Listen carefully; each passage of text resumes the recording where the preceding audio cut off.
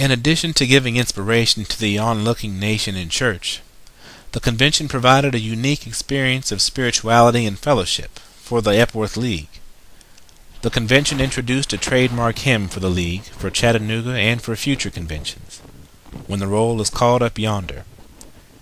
In the frequent singing of the hymn and the youthful expression and excitement that accompanied it, the League drew attention and concern over what some considered to be a lack of reverence, according to the Nashville Christian Advocate, a popular Southern church paper. Such concerns about reverence stirred the memory of similar complaints that were once received about Methodist meetings in England, led by John and Charles Wesley. In any event, the convention trend was set, and with some aid from the railroads with regard to low rates, 1897 would mark the beginning of what were known as the Boom Conventions in Toronto, where 25,000 League delegates gathered. Even as railroad rates rose and the boom subsided, the League convention still managed to keep in attendance delegates in excess of 15,000. Speakers were invited to address a range of topics from temperance and prohibition to missions and the role of the League in the coming century. The conventions would continue every few years up until the last in 1914. Whether or not the conventions were racially integrated gatherings is not said, but the Journal of Methodist History suggests in its survey of youth ministry in American Methodism that interracial meetings did not take place until the 1940s, after the merger of Methodist Episcopal churches North and South, when the Epworth League would become the Methodist Youth Fellowship. With the beginning of the First World War in 1914, the string of international conventions was broken and never started again. But the end of the conventions left room for the rise of the Epworth Institutes. While the conventions were more like rallies and expanded devotional meetings, the institutes focused more on actual instruction and training for the various works and services in which the League was involved, though still keeping a spiritual and inspirational character. Indeed, though works were vital to the League for the sake of expressing and developing the gift of salvation, spirituality was always a vital component of the movement, and its cultivation was heavily emphasized as the foundation of the strength for missions and works of mercy. Institutes had been conducted as early as 1901 at the district level, and such institutes continued growing in number even during the Boom Conventions.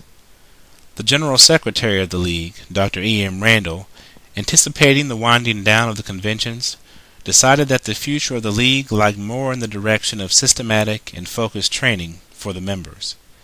He created the first Central Office Institute in the summer of 1906. There were 3 in the summer of 1907, and 6 in 1908. The number of Central Office Institutes per summer was limited by Randall's design, which required a fixed and committed faculty that could move from institute to institute.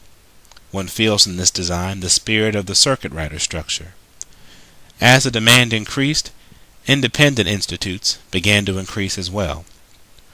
When Randall's term ended in 1911, the Central Office Institutes began increasing in number until they were averaging 107 institutes per summer by 1927, with an average 30,000 Leaguers attending over the course of the summer.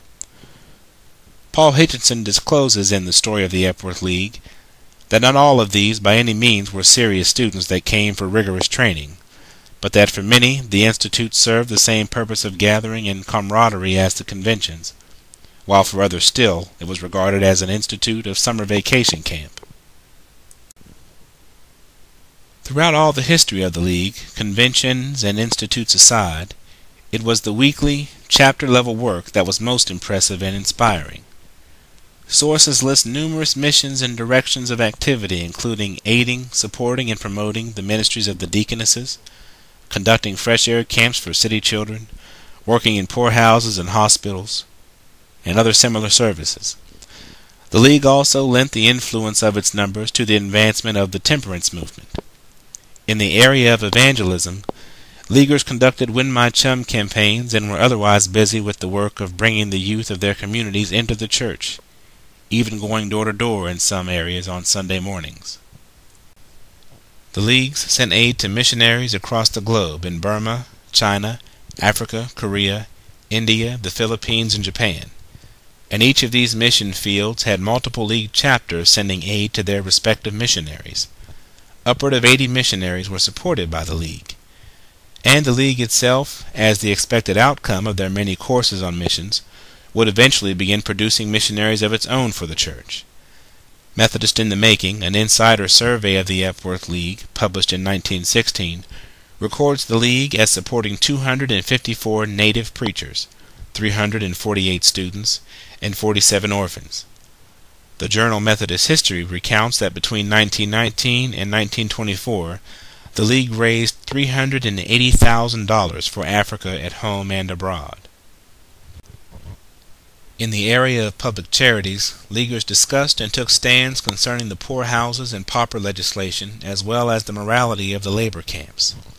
Youth learned about prison conditions not only through the printed page, but also through visitations in those institutions, where they held services of worship and song.